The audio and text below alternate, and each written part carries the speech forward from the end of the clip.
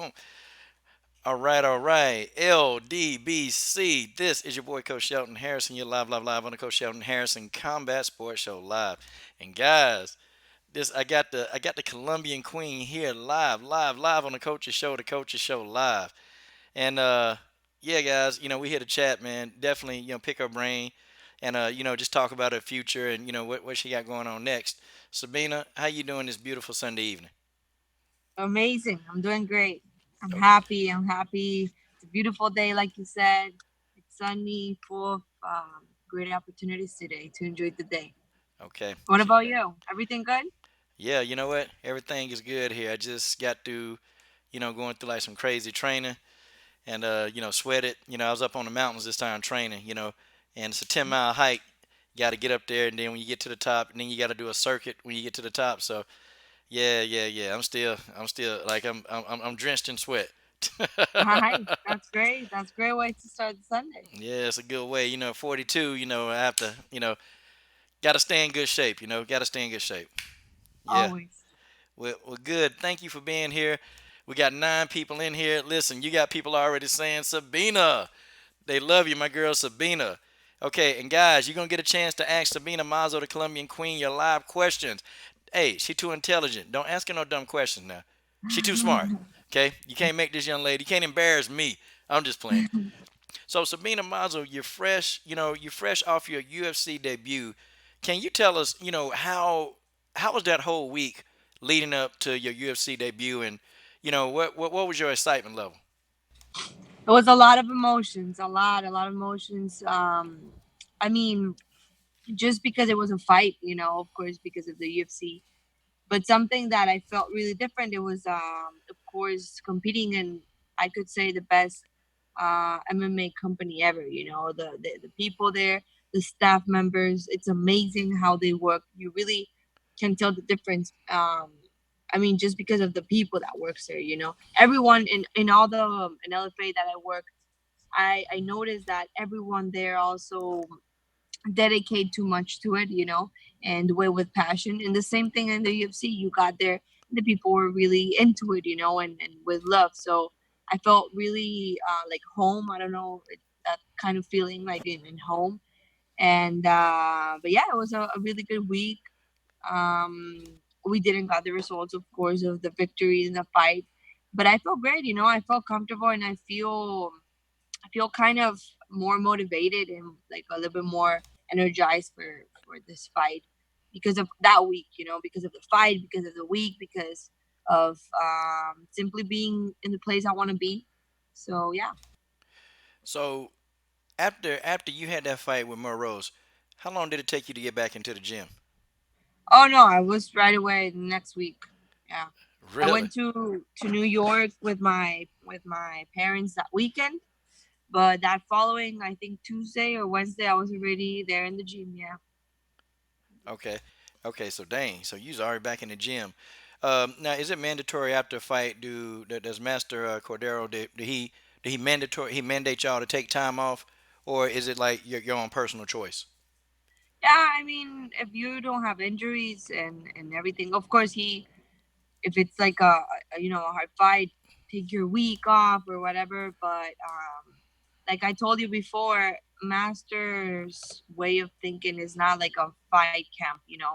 It's a martial arts and it's a learning process. So I don't train because of one fight. Of course, I make adapt myself for a fight and everything, and some aspects, of course, are gonna change before a fight.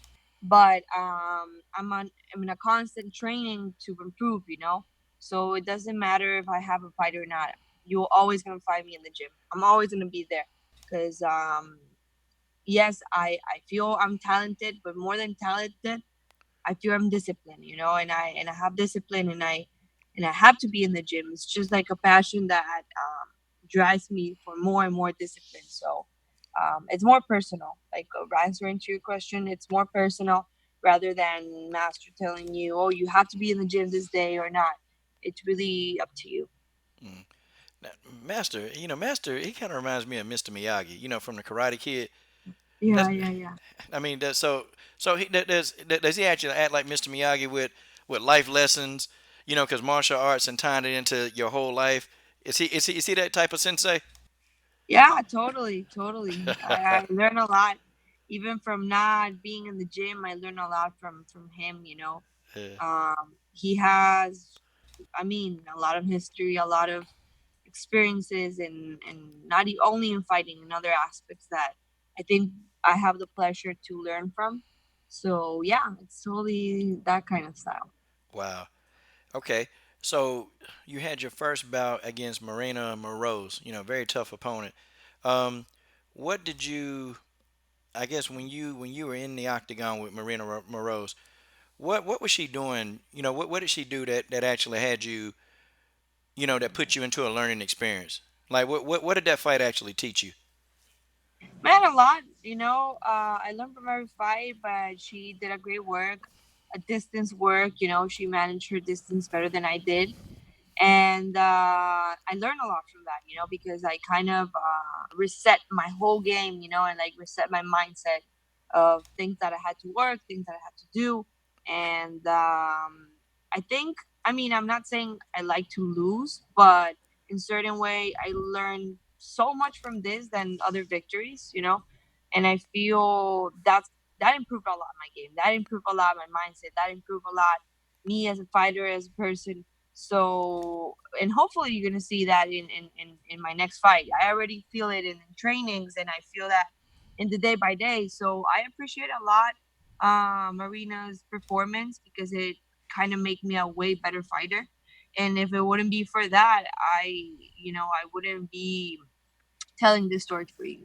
Maybe if I won the fight, I wouldn't work in the aspects I had to work after this fight. So, you know, I really appreciate that circumstance that happened in my life. I don't really see it as a loss. And a lot of people are gonna say, "Oh no, those fighters that say you never lose, you learn." We do lose for the public and for the chart or however you want to say. We lose, but it depends. I mean, it's all learning. It's all learning. A victory or not victory, because in a victory, man, you also see things that you lost in the fight. So for me, it was great, great, great experience. I appreciate her performance, but it opened my eyes to see how much talent and how much aspects I have that I can improve and I can put into my opponents. Wow. Yeah. I mean, wow. I mean, that's amazing. Um, you know, in that fight, I actually saw you, really, really working a guard. And, when she had you on the ground, you kept putting her in a high guard. And, Uh-huh. she couldn't really do the damage that she was trying to do. It just didn't work. Yeah. And I've watched some of your previous fights, and I never really got a chance to see you on your back. But I can tell you, I always take the little things that a fighter does within the fight, even if they didn't get the desired result. And the Mhm. high guard, man, I really did not know that you were so skilled in using a high guard to posture up your opponent. I mean, please tell us about that high guard and what you were doing to manipulate Morrose from doing what she wanted to do. Okay, I did make a mistake and I closed in a triangle in the guard. That's a big mistake. It does Mm. break the posture, but trying to put the legs up towards the opponent's shoulders, that's gonna break the posture for sure. And that way you can get triangles or even elbow your opponent or stand up. It really controls you from the person being in the bottom. It really controls it. But if you can see in the fight, I did close the triangle. If I wouldn't close Yes. the triangle, it will be more mobility, and I could work a little bit more towards submission or transition. So yeah, that's what I saw like of that guard I did. And the reason why I asked you that because I really wanted you to educate like the casual or the public that don't understand, when a person is on their back, what a guard really does for a person, and it protects the fighter. It protects you from taking elbows. Like it protects you from getting cut open and possibly getting the fight stopped. Me. Okay, so now you explained it to me because I was thinking, man, this guard is good. Like Murrow's Mhm. can't get her shots off. I said that's really a focal point that I looked at. I'm like, wow, and Mhm. it's amazing. And I know that you're growing every single fight. I know that you're getting better and better. And that was my whole deal with that. Like, I was still impressed. Not only that, I'm also a fan, but I've been impressed of how people would seem to think that your ground game is underrated. I think it's underrated. I think it's your best kept secret. Yeah, yeah, yeah. For sure it is. And like I told you, I made that mistake, but I know my jiu-jitsu skills and I've been working them a lot. And I trust them, and I really want to apply for sure my jiu-jitsu ground. And I think I already told you this before. I started with jiu-jitsu. My background is jiu-jitsu and a little bit of boxing. So yeah, for sure it's a something I have. And look, I think I love when people don't believe me, like when I'm underestimated. Even when I'm in the street or something and I tell them I'm a fighter, like few of them believe me, and I kind of like it, because you really underestimate the power of someone, and I guess that motivates me more, and to not only show them but show myself because I know the potential I have, and yeah. Man, amazing.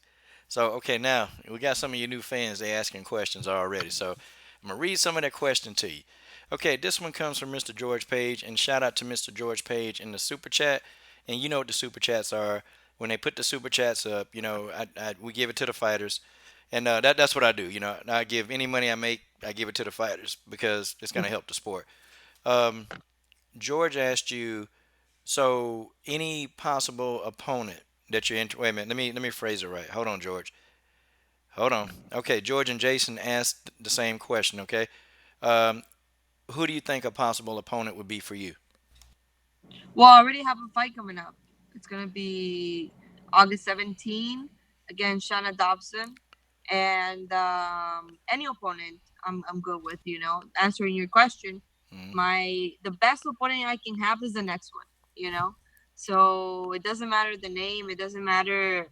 I'm working towards it, and like I told you, I do have a fight camp, and I adapt and I focus on that fight, on that person, but I'm getting ready in martial arts. In martial arts, you're supposed to fight anyone, any style.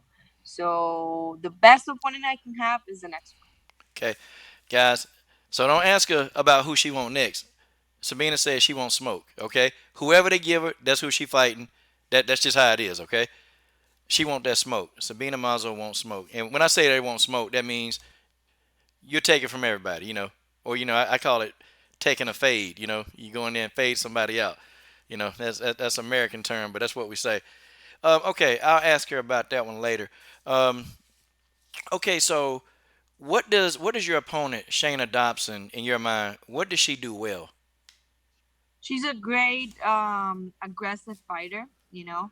Really strong fighter and good striking. Complete. I think she's one of those fighters from the new generation that it's good like in everything, a little bit of everything.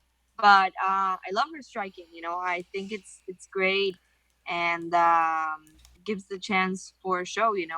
Because striking, I have a really good striking, so Hmm. it's good for the people. Like for the spectators, for the fans to watch war. It's good. To watch. This sounds kind of funny, but to watch two girls fighting, like you know, kicks, punches, everything. It's amazing. So she has a good game. She's aggressive. She has good striking. So that's what people want to see. So there we're gonna be. Yeah, that's right. We want to see striking. We don't want to see somebody lay on top of somebody for the entire fight. I can't stand it. If it's more like Khabib Nurmagomedov style, that's more entertaining. But I guess No, to have, exactly, and that's it. Like, I know that she's great, and like I was telling you, I have jujitsu, I have striking, so I want to put all my cards in the table, and I want to do that. And I know with her, we I can give a really good fight. yeah, and hopefully too, it won't be somebody trying to hold you against the cage. I just that kind of annoys me too. Like when somebody just they take you and they try to muscle you against the cage. They're not really doing Yeah, anything, and it's yeah. just you don't get to engage. Like, dude, have you ever been in that? Have you ever been in that situation more than once in your career? Like somebody just take you and just hold you there, and it's like, okay, come on, let's fight. Yeah, it happens. It happens, but that's why it's so important the distance. The manage of distance, because you can't allow that to happen all the way to there. To allow your opponent to put you against the cage. Of course, it happens sometimes, and for example, my last fight, I feel that happened a lot. But it's not entertaining. It's not. I mean, for me, it takes away the fun part, of the fight. But it's part of it. You have to control and avoid that, and when it gets there, how to counterattack that. Wow. Okay.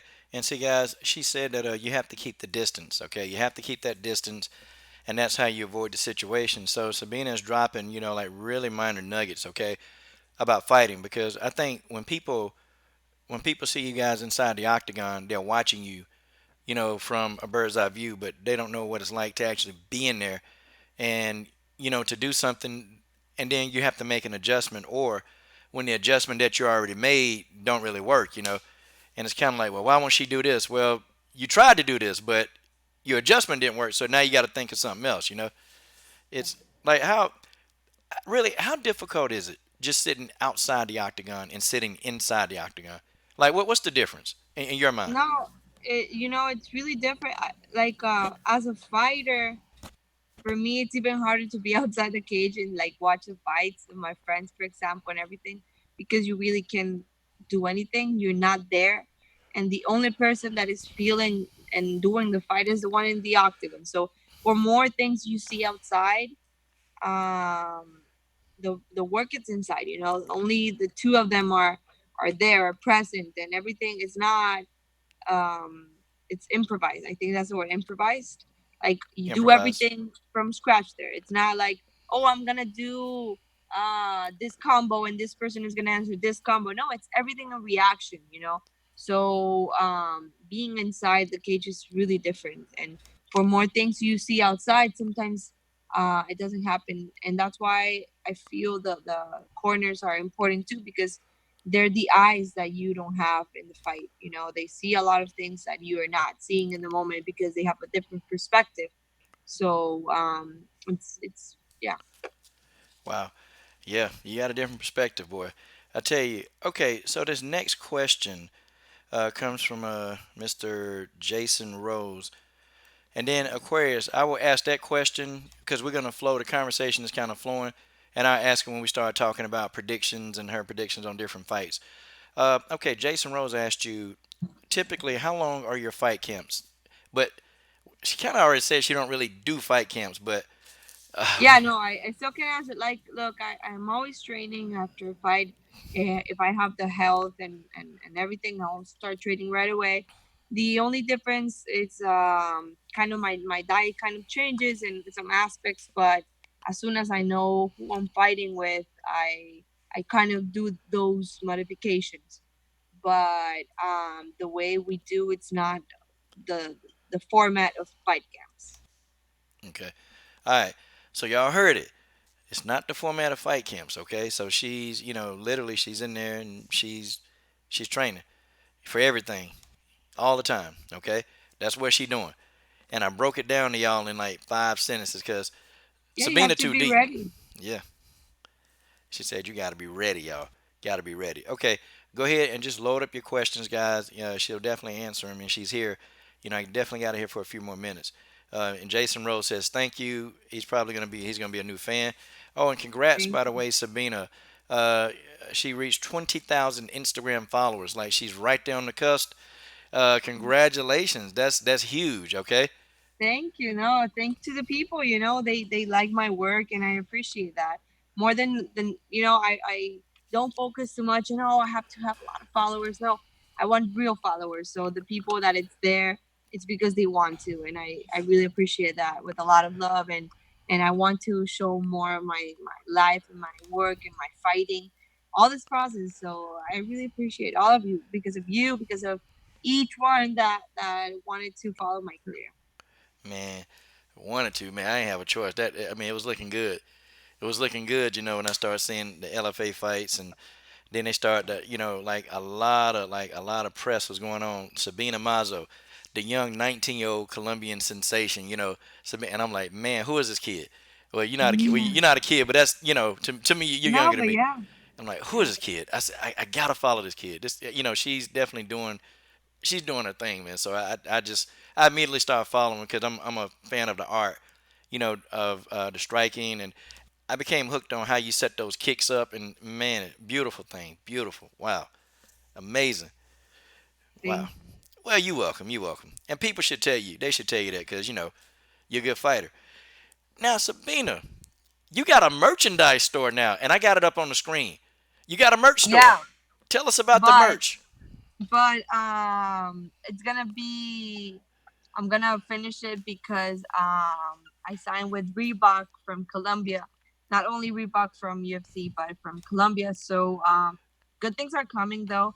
I'm not gonna sell any more of my own brand, but in the future I'm going to make some cool stuff with Reebok and with my name. So yeah, it's gonna be interesting there. Yeah, I'm still in the process, of doing all that stuff. So that's why the website's still there, but definitely I'm always gonna um, announce all that new things are coming with Reebok. I saw some of the stuff that's there though. You got the Sabina Mazo, the Queen. You got that Queen Colombian crown. You got that T-shirt. You got Yeah, some merch on there, y'all. Y'all check it out. The website is on the page. She's doing more with it, but I had to put that up there. When I saw that, I said, "Wow, okay, I didn't notice this before." Now I yeah, got I got to look at this Mazo merch. I got to get me some Mazo merch. Okay, I, totally, totally. I gotta really show that I'm a real fan. I can't just say it. I gotta spin. Okay, gotta spin. Thank you, man. Thank you. Okay, so look, this question comes from Mr. Marcus Bell. Okay, Marcus Bell. He says, "I have a question. While training, what is your most favorite move you like to do in the gym, or your most favorite move during fights?" So that's two questions. Okay, the fight and the training. Well, depends if we're talking about jiu-jitsu or let's say MMA. Let's say MMA. If it's MMA, I don't know, man. I really love elbows and knees. I love Muay Thai, so I feel like anything with knees, it's amazing. It's beautiful. Every time I see the technique with knee, it's like I really want to do it. It's like a desire. So for sure that's one of the things. And man, chokes. I love choking people. It's really good. Jiu-jitsu, it's great, man. I really love when you get a really tight choke and you can finish it. It's amazing. So those I think are my two good moves. Like I love it. And it doesn't matter if it's training or fight. I think those are two things I would like to. I'm always wanting to apply in the training and in Wow. fights. Hey, you got people laughing, Sabina. Hey, choking people out, choking them out. Okay, now every time I interview you, I always ask you a technical question. Okay, I Yes. got to ask you this one. Sabina, first, I got two. Number one, how do you apply a Darce choke? The first one, jujitsu. Okay. Uh huh. Man, it's complicated to explain that because I want to try to move and do it. But well, you can do it either gi or no gi. Hmm. Starting like you can start in top of the other. There's many positions. You can even start it from the half guard. No, sorry, from the side control or being on top of the other person. It's all about the hands. Okay, it's all about the hands. And well, I have to show that. You know what? I think a good thing I could do, try to show some positions in my Instagram, and explain the step by step. I'm trying to do that with Muay Thai, but I can also show you guys with some jujitsu for sure. Actually, I posted yesterday new combinations step by step on my friend's Instagram. So definitely my next one can be a doctor, and I can tag you so you're the one who inspired me to do it. Yes, tag me. Tag me because I want to know how do you get out of a Darce choke? And the reason why I had a little peon guy. I weigh about maybe 180, and I had a peon guy. He was like 115 pounds. He put me in a Okay. Darce choke, and damn it, I couldn't get out. I could not get out of that. This little tiny guy, he was very technical. He put me in Yeah. that Darce choke, and I swear I felt like my world was suffocating. Like that's it. Yeah. Yeah, and so There's ways, and the best way to avoid is not getting to that position. So keep that in mind. That's what you said last time. See, he got me in a position because I had the size advantage. So I was taking him and I was rolling him and I took him down. But then, he put me in that choke, because I wasn't ready for it. And, he Yeah, said, hey, you better tap out. He's a little short guy. You better tap out. I said, no, I'm not tapping. And I was like, I had to and tap that's out. it. Yep, I had to Yeah. tap out because I was losing consciousness. Now, okay, let me ask you this. How do you get out of that? How do you get at it? First of all, one of the things that works with chokes, it's trying to separate, the hand, either the two hands or the arm out of the neck. Okay, because that's breaking your oxygen right away. So try to create a little bit of space, protect with your chin, with your chin, but try to put the hand, always try to protect. And then you're gonna start at least breathing a little bit more, you know. Um and don't let the other person get with the legs to your close to you, So keep the movement, keep the movement. As soon as you can breathe a little bit, you have to keep moving until the space you're gonna create the space enough to create a little bit more space to put the hand all the way and then transition. There's many ways, but first of all, is try to protect your neck. Could I bite the Mucho person? plan. I mean, Protect your neck. now would it be a good technical thing to bite the person? No, that's not technical, but if you are trying to survive or something, that of course anything is valid, but not technical, not in a training, not in a gym, Damn. or Okay. in a fight. All right. Well, next time though, I'm gonna get him because I go back on Wednesday, and because he's laughing at me. He's a black belt.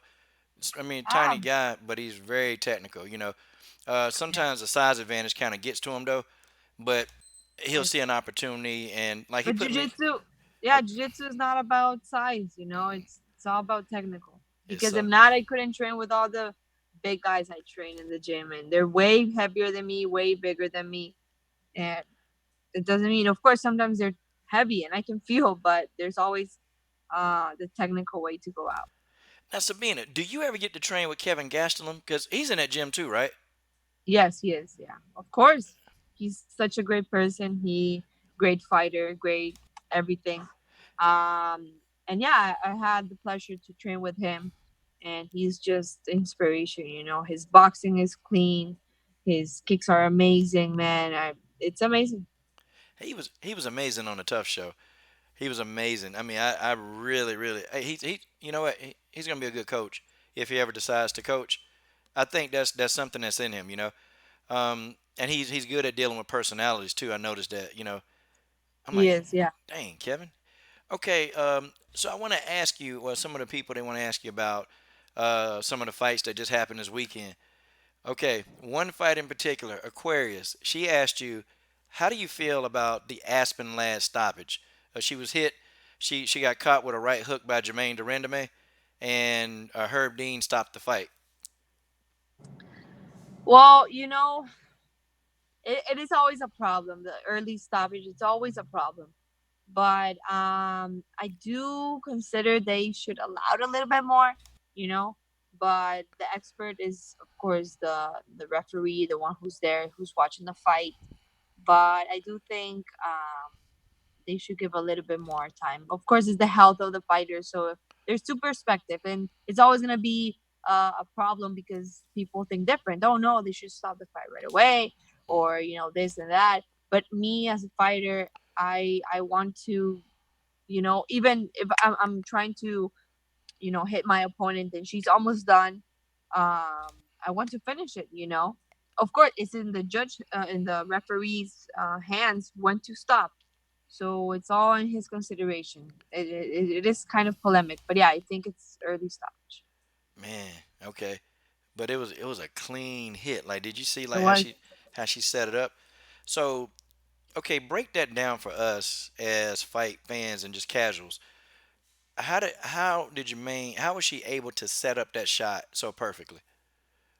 Well, I don't remember the punches before she did. To be honest with you, I don't remember how was the combination to get to that punch. I'll have to rewatch the fight. 'Cause I saw the punch; it was clean, but I couldn't watch the replay. Okay, okay, gotcha, gotcha. Okay, so that shirt that now she answered your question. She thought that it was an early stoppage. Okay, it was an early stoppage. It was yeah. I was impressed. I'm like, wow, because I thought the fight would go a little longer, but man, Jermaine just set it up beautifully. Um, No. she threw like a jab to the high guard. Aspen had a high guard up like this, and Jermaine threw a jab, and the jab actually blinded her, like right here. And then Hmm. Jermaine pulled the jab back, and then she came back with a right cross or right hook, and it just Aspen was right there to be hit. So I was like, wow. But I kind of you and fighters like Aspen. Now you got Brianna Van Buren. You got people like even Macy Barber. You got a lot of you young fighters in the 20 somethings. You guys are coming into the UFC, and you guys are not putting up with anything. You guys want it with everybody. And I'm starting to notice this. You guys are not afraid of any competition. What is it with the new wave now? Like, are you guys all friends? Are y'all in sync, or is this something that you guys are being taught now? Yeah, I don't know. It's a new generation, and I guess it's way better. And you know what I feel? Maybe because it's the time, and I really appreciate that. Is the time that a lot of the women are fighting, and it's not a new thing, but it's like the generation that it's normal now because before there was few fighters, few female fighters, but now you can see more and more. So that gives a little bit more power and confidence for all of us to be ourselves. So I think we all want to prove, and you already saw in many of the female fights, they're great, So it's a great generation and great time to be fighting in this moment. Yeah. Yeah, you guys are amazing, and there's a lot of hope because there are a lot of fighters that they have a lot of stipulations, or they're saying that well, I don't want to fight this person, I don't want to fight that person. But you and Brianna Van Buren, another 25-year-old, she came in and she said, "I want to fight anybody." Yeah. Now, hey, did you manage to catch her fight? No, Uh, I didn't know, but oh but man, yeah, yeah, she I beat heard Livia's. that. I heard that. Yeah. Yeah, she said, "I want to fight anybody." But you guys, y'all ain't got no fear. Y'all have no fear. And I think this is why you guys your popularity is growing. And I know you don't do it for popularity, but you're definitely becoming more and more popular. But It's you're part of it, and it's not. I just don't do it like for the fame, for that. But of course, it's important that people start following you more and more, so you can inspire them. So popularity is important, but I just think to the way you manage and the way the whatever message you wanna express to them is the important part. wow. Okay, in the comment thread, anybody have any questions? Because I'm not gonna keep Sabina been training. This girl trying to enjoy some of her Sunday. She got the Mazo hat. You got to show us now. Hey, show us that Oh hat. yeah, How can we get a here it Mazo is. hat? Here it is. Well, this one's still not available, but I Huh? will hopefully have soon. I'll hopefully have soon. Okay. Let's see in the website. Maybe in the website the next week, so I'm gonna have some. Okay. Now, when I get my hat, I'm gonna send you I'm gonna send you a photograph. I'm gonna text it to Yeah. you, and I'm gonna show you my Mazo hat. I'm gonna order it. Okay. I got Marion Renault gear, so I'm trying to get gear from every fighter. So I started my collection. Marion Renault gave me some gear. Now I want my Mazo collection. I want a Mazo hat and a Mazo T-shirt. And when I get those items, I'm going to shoot you a photograph, and I'm gonna show you. Okay. Perfect. I am. Perfect. Okay. All right, guys. Okay, so this question, I'll give her one, two, three more questions. Okay, starting with this one. Okay. Wrath of a Raider. Okay. Man, L.A. Raiders. You don't watch football, American football, do you? No, but whatever. I like to talk about anything. So Okay. what is it? Well, that's his name, Wrath of a Raider. I just figured you would Okay. know American football. He said, "Is it difficult being a college student as well as a professional athlete?" Okay. It is, yeah. But any question, or he's telling me that? No, it's a question. Okay. Yeah, she Well, said, yeah. See, what is it? No, what is it? What is it? I didn't hear you. Sorry. he said, "Is it difficult being a college student as well as a Okay. professional athlete?" You know what you should have said? You should have said, "Is it?" and then how, so she can No, elaborate. look. No, no, no. But it's a good question. It's a great question. And look. I I think it's all about the attitude, to be honest, because I always say the same thing. I study and I train all the time, right? My priority is to train, and like my hobby is to study. But imagine those fighters that they have a family, they have kids, they have um no, just a family and have to train. That's a really hard job, because a hobby, of course, I go to class, I have a schedule, but it's like in a um second place, I can handle it. But a family, no, you have to put both as a priority. So I admire people that really have to deal with those two. So it is hard, but I guess there's way harder things you have to do in life. Hey, that man, that's beautiful. That's a good question. Okay, question number two. Okay, all right. George Page says, "Are you more into soccer?" I like soccer. I'm not a fan to watch it, but I like to play it. It's fun. So, but I was never good. I was too aggressive. I started kicking people and everything. But I'm not. I like it. Sometimes I watch, especially because of this pressure, like cultural pressure. When I go to Colombia, everyone likes to watch soccer, and everyone is into the vibe. So I kind of see it, but I rather play it than watch it. Sabina, how you gonna be playing soccer and want to beat people up? Come on now. Man, I don't kick the ball. I kick the people. That's a problem. I start Yeah, kicking people. yeah. Come on now. You can't go there whooping people's ass. We trying to enjoy a soccer game, not a fight. Come on, Sabina. What are you doing? Yeah. Okay. All right. Here's my question. Okay. Now my question, and this will be number three. Okay. I want you to give us a fight breakdown for Chris Cyborg versus Felicia Spencer. Oh, I'm excited for that fight, man. Chris is the champ. Man, I don't think it's gonna pass the first round. I think Chris is gonna dominate that fight, and I don't know why. I have a good feeling that maybe Chris is gonna finish her in jujitsu, in the ground. I don't know why, but I think. But if it's not that, for sure, Chris is gonna put her power into her, and she's not gonna handle it. Okay. So Sabina, you've trained with Chris before. Have you ever seen her jujitsu? Like, did you and her do jujitsu together? No, never. And I actually I wanted, I want to do some more sparring trainings, like jiu-jitsu or striking, but I never had the pleasure to do those type of trainings. It's only conditioning I've done with her, and I can only tell she's a beast, I am 22, but when I go with her, I feel I have to push. It's it's amazing. She's a beast. Dang, Chris Cyborg is a beast in the gym. But all you got to do is reach out to her, and Sabina, and she would come to you. No, Yeah. yeah, yeah, I know, but we've been. I mean, she traveled or I traveled, so we never had the opportunity. For sure that the it's over there, it's in the hand, but I only done the conditioning part. Okay. All right. She gave us a fight breakdown, y'all. She answered the questions. Okay. I can't keep this young lady. I could talk to this young lady forever. I can, but she got stuff to do. She got a lot of stuff to do. Hey, Sabina.